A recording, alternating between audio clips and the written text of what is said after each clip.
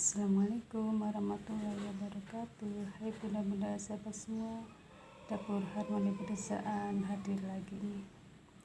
Ini aku mau sharing pada bunda-bunda sahabat semua ya, tentang khasiat bunga belimbing wuluh. Nah, ternyata selain buahnya, bunga belimbing wuluh ini mengandung antioksidan yang tinggi ya. Dan ini juga insya Allah biidznillah ini bisa meredakan flu, dan insya Allah biidznillah juga bisa menjadi obat mujarab batuk.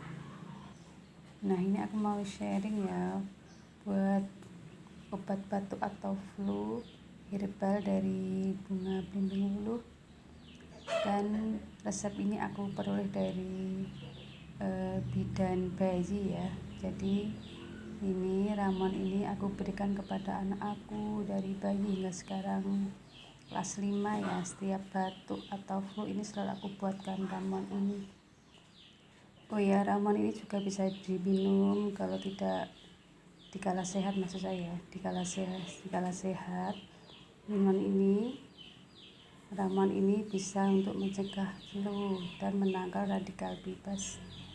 Oke, langsung saja aku kasih tahu cara meracik bunga belimbing wuluh ini. Caranya mudah sekali ya. Ini taruh bunga belimbing wuluh ke dalam pinggan tahan panas dan kasih air 1/4 gelas. Kemudian ditim hingga airnya berubah warna menjadi merah. Untuk berikutnya ditim atau dikukus ya hingga airnya berubah menjadi warna merah. Nah, kalau sudah disaring seperti ini, selanjutnya tambahkan madu.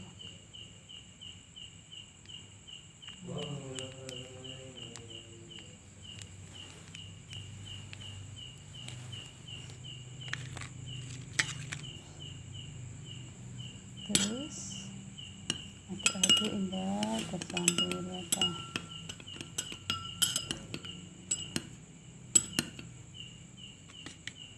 Nah, obat ini atau ramuan bunga belimbing wuluh ini insya Allah sangat mujarab ya buat obat batuk si kecil.